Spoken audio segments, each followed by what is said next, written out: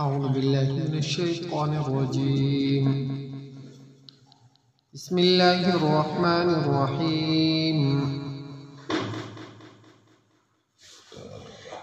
والله جعل لكم من بيوتكم سكنا وجعل لكم من جلود الأنعام بيوتا تستخفونها يوم ظعنكم ويوم إقامتكم ومن أصوافها وأوبارها وأشعارها أثاثا ومتاعا إلى حين.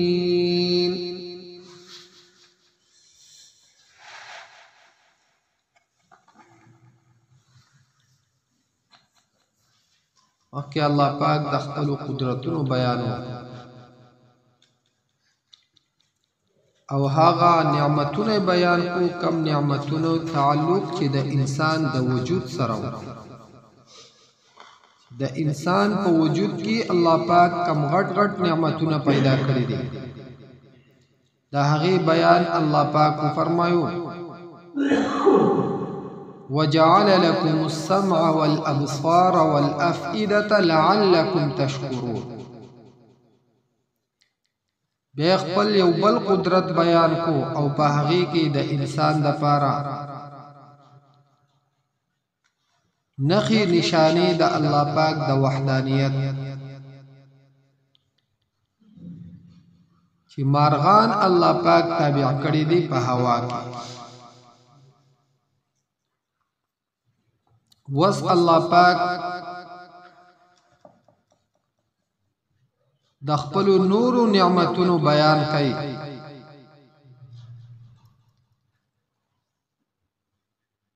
والله جعل لكم من بيوتكم سكنا او الله پاک پیدا کړی دي ستاسو د پاره من بیوتکم فکورون ستاسو کی سکنن زید آرام.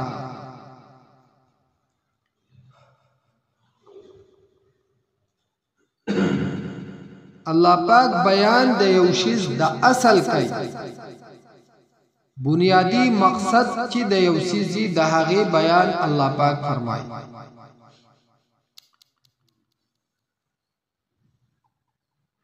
دلته کې پکور کې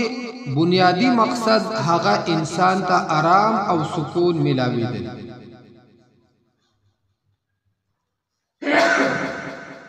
دغه شانتي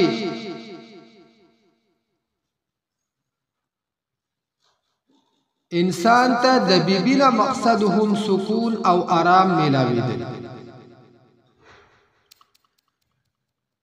او د سوارلۍ نه هم انسان ته سکون او آرام ملاوي دي. کم انسان چې ردی نعمتونو نه محرومای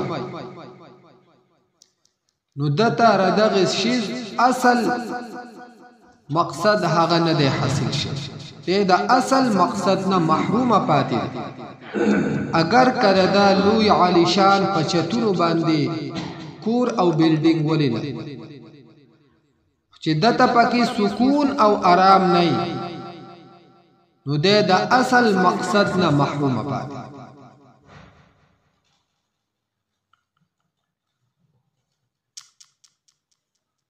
وجعل لكم من جلود الأنعام بيوتا تستخفونها يوم ظعنكم ويوم إقامتكم.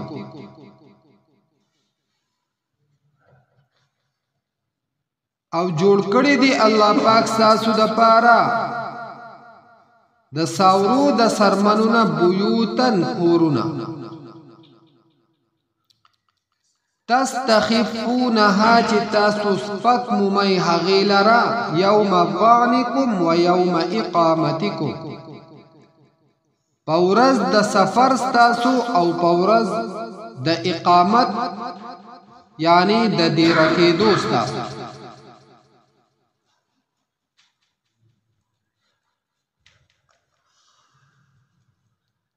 عرب عام طور باندې خانه بدوش خلق سفرونه به هغو کول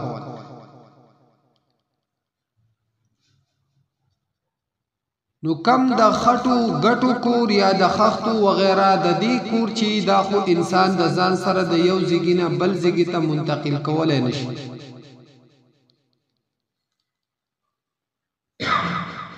کم د ترپال ټاټ وغیرہ په دې صورت کې چې کم تمبوان یي نو دا انسان د ځان سره د یو ځای نه بل ځای ته د بل ځای نه بل ځای ته وړي شي او پدې کې هم انسان د ګرمۍ یخنۍ دغه شانتي د نورو شیزونو د ضررونو نه بچ کیږي نو دا هم الله پاک د خپل نعمت یو کرشمه بیان که الله پاک دا شیزونه نوې پیدا کړي د انسان د پاره نو دته په سفر کې ډېر مشکلات او سفر د انسان د پاره په بعضي صورتونو کې مجبوری هم ګرځي چې د بخامخا سفر کړي یا د کاروبار وغیرہ د پاره نو په دې صورتونو کې انسان ته ردغه تمبوانو خیمو ردی غټ ضرورت را پیخي نو الله پاک فرمایي تستخفونها چې تاسو سپک مومیدې لره یعنی دا د ځان سره د یو ځای نه بل ځای ته په سهولت او په اسانتیا سره وړي راوړي شي ومن أصوافها وأوبارها وأشعارها أثاثا ومتاعا إلى حين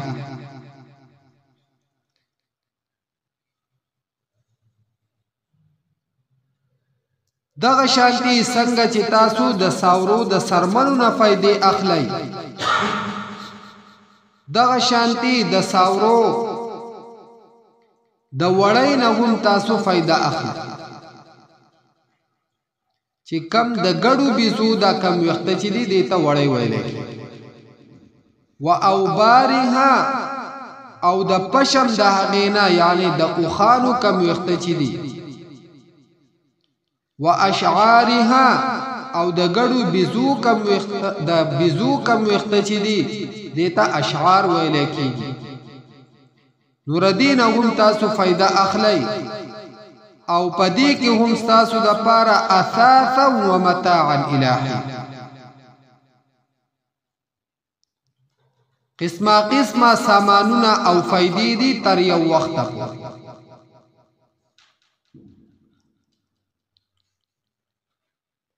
نو څنګه چې د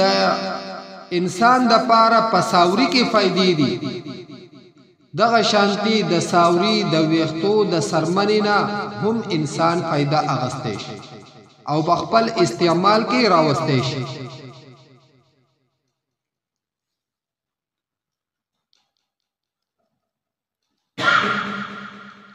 لیکن د خنزیر سرمن دا د انسان د پاره په هیڅ صورت کې هم نه جایز دي نور عام ساوری د هغه سرمن د انسان د پاره درنګ نرستو جایز ده کدی په هر قسمه استعمال کې راوړي دغه شان د دې د وړۍ او د پشم د ویختونه چې کم اشیاء تیاریږي د هغه استعمال هم د انسان د پاره جایز ده والله جعل لكم مما خلق ظلالا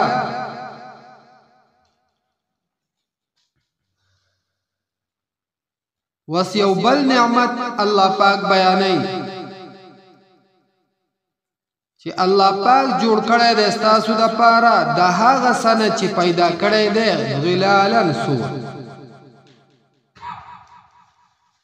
کله چې انسان د ګرمۍ په موسم کې په یو کولاو زیږي کې راشي چې د پاره د سوري تنظیم نه نو په دغه ټیم کې انسان ته احساس د سوري وشي چې دا هم د الله پاک لوی نعمت حکم انسان چې هغه په ګرمۍ کې د کمرې او د کور نه راوته ادا پنکینا اخوا نه لقیدل هغه ته د دې نعمت هیڅ پته نه لګي چې دا سورې هم یو نعمت دی او کنه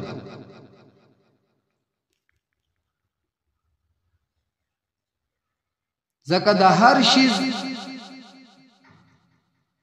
احساس د انسان سره په هغه وخت کې راځي په کم وخت کې چې انسان ته دغه شی ضرورت راشي کمې وته راشي لکه یو شاعر هم وای سبا احساس د بل د اوخ کو وکړي چا چې پجون چرته جړلې چاته چې لوګا غم فکر خفګان مجبوری را پیښه شوی نه هغه ته د بل انسان د ولګي څه احساس کی هغه ته د بل انسان د مجبورۍ څه احساس کی او هغه ته د بل انسان د کمزورۍ څه احساس کی چاته چې پخپل د شذونه نه راځي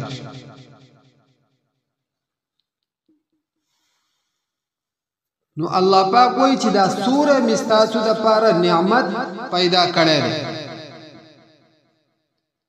او دغه شان د پیغمبر علیه الصلاۃ والسلام یو فرمان مبارک هم دی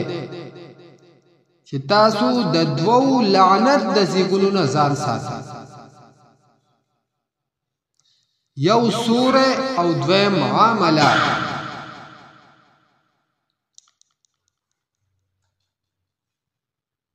یعنی پداسی زیګونو کې تاسو قضای حاجت تمکه نه ګندګي پداسی زیګي کې مغرزوي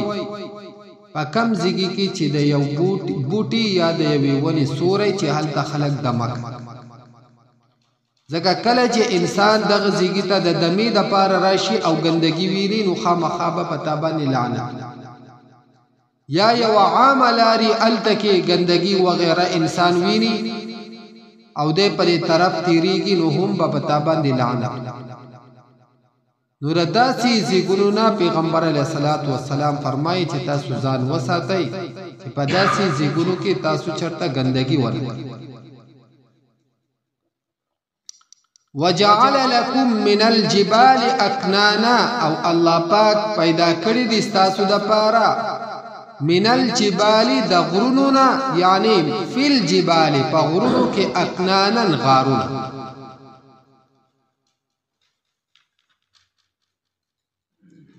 دغه غارونه هم د الله پاک د انعاماتنا یو نعمت ځکه په غره کې په ځنګل کې چې انسان د باران وغیرہ د دې شزلونه گیر شي نو بیا رده د پاره بل لار د بچاو نه خدغه غارونه دغه زیګونه د انسان د حفاظت د پاره چې انسان په دغه زیګي کې د باران یا د نور شزلونه خپل حفاظت حاصل یا رده سره داسې سامان او داسې اشیاء چې هغه ته نقصان رسی نو هغه هم د په اسانتیا په دغه غار کې کیدی دا هغه نقصان نه محفوظ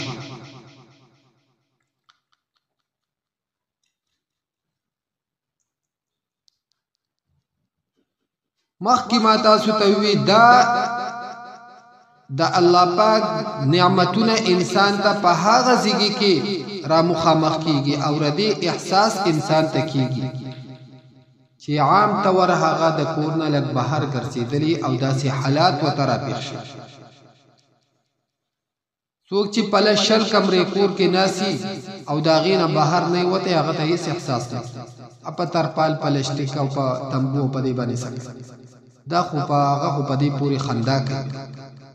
نو عام طور دا شیزونه د الله پاک لوی نعمتونه دي چې کله انسان ته مجبوری راغلی او دا حالات وته چرته راپېښ شي وجعل لكم سرابيل او پیدا کړی دی الله پاک تاسو د پاره کمیسونه تقيكم الحر چې ساتي تاسو لره د ګرمۍ وسرابيل او کمیسونه تقيكم چې ساتي تاسو لره بأسکم په وخت د جنگ تاسو کې یعنی زغری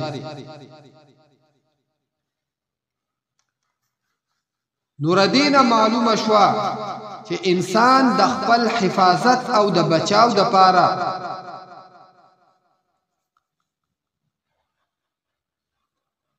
داسې اشیاء استعمالولی شي چې په هغې سره د حفاظت کی. دا په اسلام کې منع ده.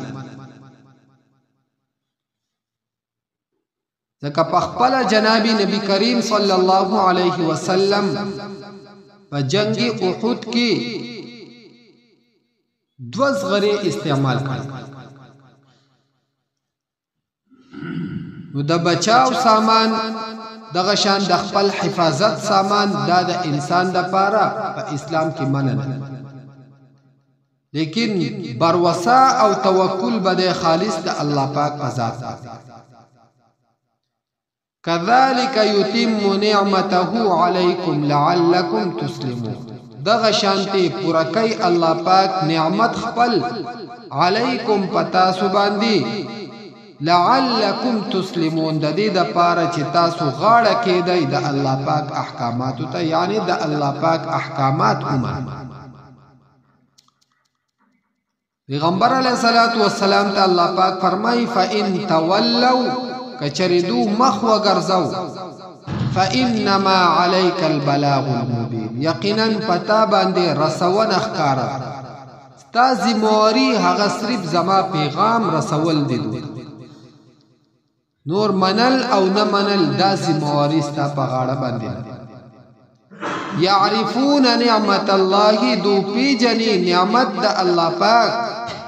ثم ينكرونها بیا انکار کوي د دین.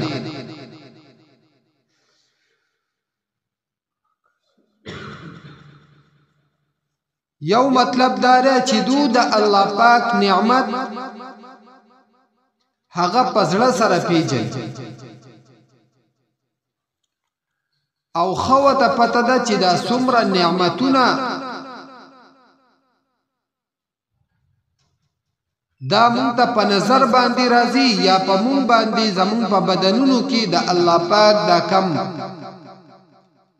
ظاهری نعمتونه دي، دا ټول د الله پاک د طرف نه دي. خو ثم ينكرونها بیا هم په جبې سره انکار او خپل کمال وغیره ته نسبت کوي چې دا خو زما د پلانکی طاقت په وجه، پلانکی مال په وجه، یا د پلان نکنه د پاتې شوي اسبابو او د جیدادونو په وجه زما سره دا نعمتونه په جبې سره انکار. یا يعرفون نعمت الله دو پیجنی نعمت د الله پاک، یعنی اقرار کوي په جبه سره د الله پاک د نعمت چې دا خو ټول د الله پاک نعمتونه او د الله پاک د طرف نه زمون سره دا احسانات. ثم ينكرونها عملی تور د هغې نه انکار، عمل چې کم کوي هغه د دې نه خلاف. دا مني چې دا لاس د الله پاک نعمت، خو د دې لاس استعمال دا د الله پاک د حکم موافق نه کوي. نو دا انکار دی د نعمت د الله پاک، عملی تور دا انکار. دا منی چې دا جبه دا د الله پاک نعمت دی زما سره، خدا جبه د الله پاک په ذکر او اذکار او په نیکو خبرو کې یا د قرآن مجید په تلاوت کې په دې کې نه صرف کوي، په دې باندې هغه بهوده مجلسونه او محفلونه قائمای او هغه کارونه او خبرې په دې باندې کوي چې هغه سراسر د الله پاک د حکم خلاف. نو دا عملی تور باندې د الله پاک د دغه نعمت نه انکار کول دي، اگر چې دغه اقرار هم کوي چې دا د خدای نعمت. دغه شانتي سترګې، غوږونه وغیرہ په انسان په بدن کې چې څومره شیزونه دي یا مال دی، دا هم دی مني چې دا د الله پاک په ما باندې مهرباني ده او د هغه نعمت. خو لګي او خرج کوي د الله پاک د حکم خلاف، دا هم عملی تور باندې انکار کول دي د الله پاک د نعمت. اولاد دې دا مني چې دا د الله پاک نعمت ده چې مال یې راکړي، لیکن د دغه اولاد تربیت او نشونما د الله پاک د حکم خلاف او د هغه دا احکاماتو په خلاف طریقه باندې کوي دا هم عملی تور باندې د الله پاک دغه نعمت نشکر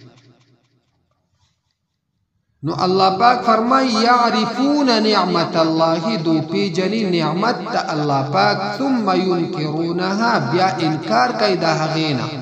واكثرهم الكافرون او اکثر ددونا الكافرون کافر الله پاک دې موږ د خپل نعمتونو قدردان او شکر گزار والله او الله پاک جعل لكم جوړ کړی دی ستاسو دپاره من بیوتکم کورونه ستاسو سکنن زید آرام وجعل لكم او جوړ کړی دی ستاسو دپاره من جلود الانعام د ساورو د سرمنونا بیوتن کورونا تستخفونها چې تاسو سپک مومئ هغې لره یوم ظعنکم په ورځ د سفر ستاسو و یوم اقامتکم او په ورځ د دیره کېدو ستاسو ومن اصوافها او د وړۍ د دینا و اوبارها او د پشم د هغینا و اشعارها او د ویختو د هغینا اثاثا سامان ده و متاعا او فیدی دی الى حين در یو وقت پوری والله او الله پاک جعل لكم جوړ کړی دی ستاسو دپاره مما د هغه سنه خلق چې پیدا کړی دی ظلالا سوره وجعل لكم او جوړ کړی دی ستاسو دپاره من الجبال د غرونو نه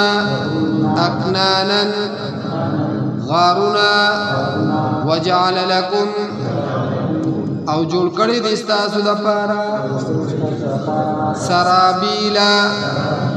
کمیسونه تقیکم چې ساتي تاسو الحر د ګرمینا وسرابیلا او کمیسونه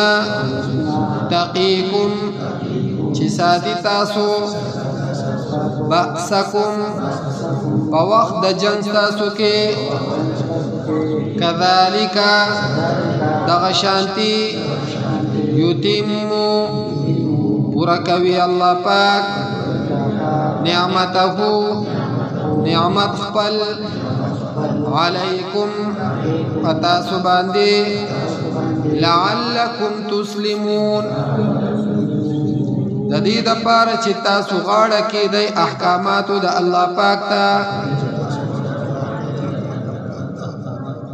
فإن تولوا پس کچرې دو مخ وګرځو فإنما پس یقینا عليك فتاباندي البلاغ المبين رسونا اخكاردا يعرفون دو بيجني نعمة الله نعمة الله پاک ثم ينكرونها بیا انکار کوي د هغینا واكثرهم الكافرون او اکثر ددون کافران دي